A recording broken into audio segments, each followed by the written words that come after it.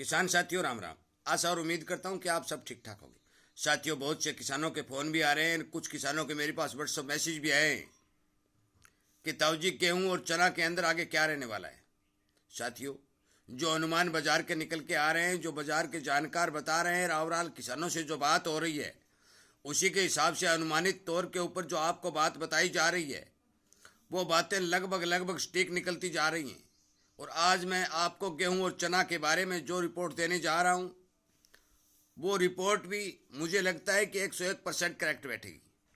साथियों, एक ग्वार ऐसी फसल साबित हुई है जिसने हर एक जानकार को झूठा साबित किया है, परंतु बाकी किसी भी चीज़ के ऊपर दी गई बाजार की अनुमानित जानकारी बिल्कुल सही और सटीक उतरती जा रही है। चाहे मूंग हो, चाहे मोठ हो, चाहे चना हो, चाहे गेहूं हो, चाहे सरसों हो, जो बात मैंने आपको बताई, आप गौर करके देख लें, चाहे मेरे पिछले वीडियो देख लें, एक एक बात सच्ची हुई है। क्योंकि मैंने बहुत दूर दूर तक के व्यापारियों से, बहुत दूर दूर तक किसानों से जो व्यू लेकर के आपको बताया, उसी के हिसाब से जो अनुमान लगाया गया, वो अनुमान सही उतरा है। और इसीलिए मैं आपको कहता हूँ कि आपको सटीक जानकारी मिलती रहे और आप सावधान होते रहें, क्योंकि हर किसान को बाजार पर नज़र रखना बहुत ज़रूरी है। किसान रात और दिन मेहनत करके एक एक दाना उत्पादन करता है, अपने घर में लाता है, और यदि वो बिना बाजार की जानकारी के मंदे भाव में बेच देता है तो उसको भारी नुकसान होता है, उसको धोखा भी होता है। और इसीलिए ये चैनल बनाया गया है कि किसान को पल पल की अपडेट दे दी जाए। कृपया करके इसी तरह की जानकारी आपको मिलती रहे तो आप इस चैनल को सब्सक्राइब करके सामने वाली घंटी का बटन दबा दीजिए, ताकि समय रहते आपको वीडियो मिल जाए। साथियों, मैं मानता हूं कि आजकल के नौजवान फोन के ऊपर एक्टिव रहते हैं, परंतु हमारे देश की विडंबना ये है, मेरी बात कड़वी जरूर है परंतु है सच्ची। विडंबना ये है कि बहुत से नौजवान खेती जो करते हैं वो खेती की जानकारियों से हट करके और दूसरे वीडियो देखने में, फेसबुक चलाने में या और कोई रिसर्च करने में लगे हुए होते हैं। परंतु साथियों, मेरा हाथ जोड़कर उन सभी नौजवानों से विनती निवेदन है कि जो नौजवान खेती करते हैं वो कृपया करके खेती द्वारा बताई गई जो बातें हैं उनके ऊपर जरूर ध्यान दें। आगे आने वाले समय में मूंग और मोठ हो, ग्वार, बाजरा और नरमा के अंदर गुलाबी सुंडी के रोकथाम के जो वीडियो आपके लिए बनाए जाएंगे, वो बहुत ही कम खर्चे के अंदर आपको बहुत ज़्यादा फायदा करने वाले हैं। क्योंकि पिछले साल भी बहुत से किसानों ने मेरे द्वारा बताई गई बातों पर अमल किया और काम किया, उन्हें बहुत ज़्यादा फायदा भी हुआ। साथियों, हम बात कर रहे हैं गेहूं की। जहां तक रिपोर्ट निकल के आ रही है साथियों, गेहूं की पैदावार ठीक ठाक दिखाई दे रही है। सरकार ने जो गेहूं का खरीद का लक्ष्य जो रखा है वो तो पूरा नहीं होगा, परंतु फिर भी गेहूं के अंदर मैं स्पष्ट तौर पर आपको बता देता हूं कि गेहूं के अंदर तेजी दिखाई नहीं दे रही है। देखो भाई, किसान के लिए 100-200 रुपए की तेजी कोई तेजी नहीं मानी जाती। गेहूं 4,000 3,500 नहीं होगी, ये बात आप नोट कर लो। क्योंकि यदि 100-200 रुपए बढ़ता है तो बड़े व्यापारी जो हजारों कुंटल का स्टॉक करते हैं उनके लिए वो तेजी काम करती है। किसान के लिए 150 रुपए की तेजी काम नहीं करती। इसलिए जिन किसानों के पास फालतू या खाने से अलग कोई गेहूं है तो बेशक मान के चलो कि सरकार को भेज सकते हैं। हो सकता है कि 100-200 रुपए बढ़ जाएं वो सीजन निकलने के बाद, परंतु वो किसान के लिए कोई ज़्यादा फायदामंद देने वाली बात नहीं है कि 2-4 हज़ार 5,000 रुपए की यदि आपको एक्स्ट्रा इनकम होगी तो आपका रख रखाव का खर्चा इतना ही बढ़ जाएगा, या उसमें सूसी पड़ जाएगी, या आगे फिर एक बार किसान घर में रोक लेता है तो आगे चौमासे तक रोकता है तो उसके अंदर वो डर हो जाता है कि इसके अंदर गोलियां डालो या उसको सुरक्षित रखो। क्योंकि गेहूं को सुरक्षित रखना साथियों बहुत कठिन कार्य है। ये मैं आपको समझा देना चाहता हूं कि मुझे तो अनुमानित तौर पर, देखो यूं तो क्या पता क्या हो जाए वो अलग बात है, परंतु मुझे जहां तक जो जानकारी मिल रही है गेहूं के अंदर कतई कोई ज्यादा तेजी दिखाई नहीं दे रही है। अब बात हम चना की कर लेते हैं। साथियों, चना के बारे में मैंने वीडियो पहले भी बना भी दिया।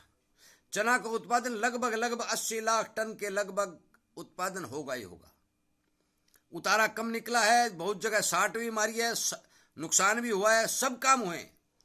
और यदि सरकार समय रहते इस बात पर ध्यान देती और विदेशों से आने वाले चने के आयात पर रोक लगा देती या फिर ड्यूटी ज़्यादा बढ़ा देती तो चने के भाव ठीक मिल जाते। ये बात मैं पहले कह चुका हूँ, परंतु सरकार ने केवल 10% ड्यूटी लगा करके एक नाम मात्र सा ढिठोसला किसानों को राजी करने के लिए दिया। उस ड्यूटी का कोई ज़्यादा प्रभाव नहीं है। साथियों, चने की मांग एक बार निकली, स्टॉक की हावी हुए, चना 100-200 रुपए तेज हुआ, परंतु दोबारा धराशायी होकर वहीं पर आ गया। साथियों, मैंने उस वीडियो में भी पहले कहा था कि मुझे चने में ज्यादा तेजी नहीं लगती। हाईएस्ट भाव 6,000 रुपए तक के दिखाई दे रहे हैं।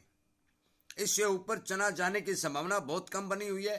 हो सकता है कि 6,000 के भाव जाने में भी समय लग जाए। यह नहीं है कि 15 दिन बाद ही आप चने को 6,000 देख लोगे। जहां तक मेरे द्वारा जानकारी प्राप्त करके आप तक पहुंचाई जा रही है, मुझे लगता है कि चना ज्यादा तेजी में अब की बार नहीं चलेगा। क्यों नहीं चलेगा? हाँ, डिमांड है, मांग भी है, गेहूं की भी है और चना की भी है, दोनों मांग और डिमांड है, परंतु भाई स्टॉक भी तो बहुत ज्यादा है।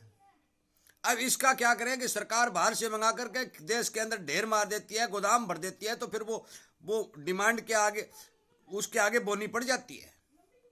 यदि सरकार चाहे, मैं बार बार कहता हूं, कुछ भाई ये सोचेंगे कि ये बार बार सरकार का, भाई राजा है, राजा से कहनी पड़ेगी बात, चाहे आप राजी रहो चाहे नाराज रहो, चाहे वो किसी भी पार्टी से संबंध हो, मुझे इस बात से कोई लेना देना नहीं। परंतु जो किसानों के हित में फैसले होते हैं वो सरकार यदि लेती है तो वो समय रहते बाहर से आयात नहीं करती।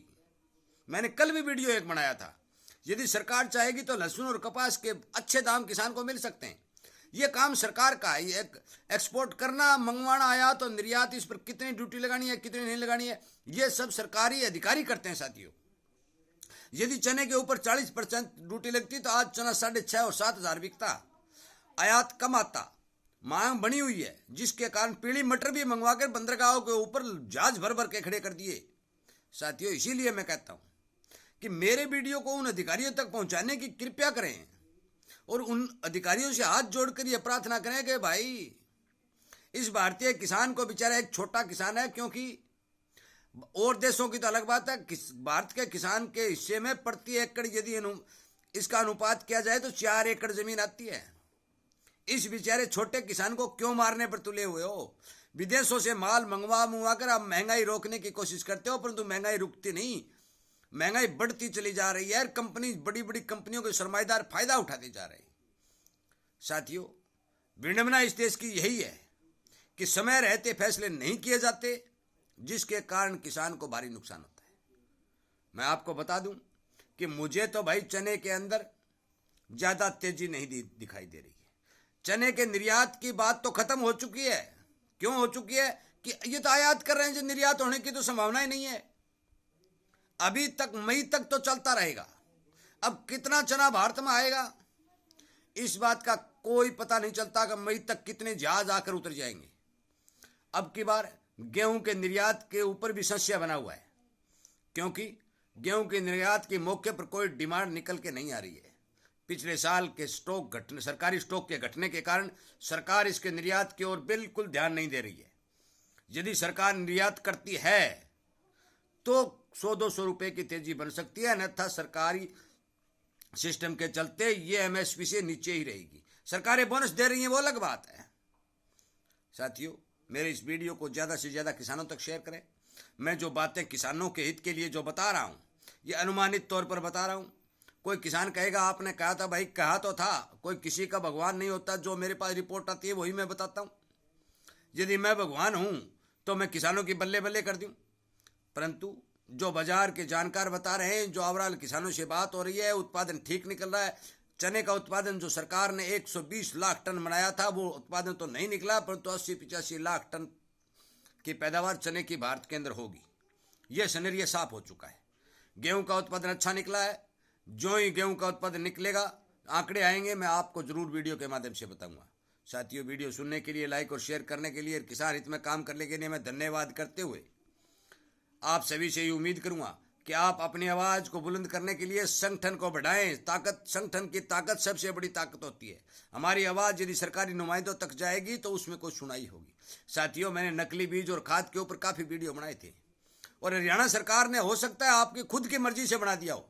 मैं ये नहीं कहता अभी हमारे वीडियो से बना दिया, भाई खुद की मर्जी से बना दिया हो, परंतु आवाज उठी तभी एक कानून बना कि नकली बीज और खाद बेचने वालों पर कार्रवाई होगी।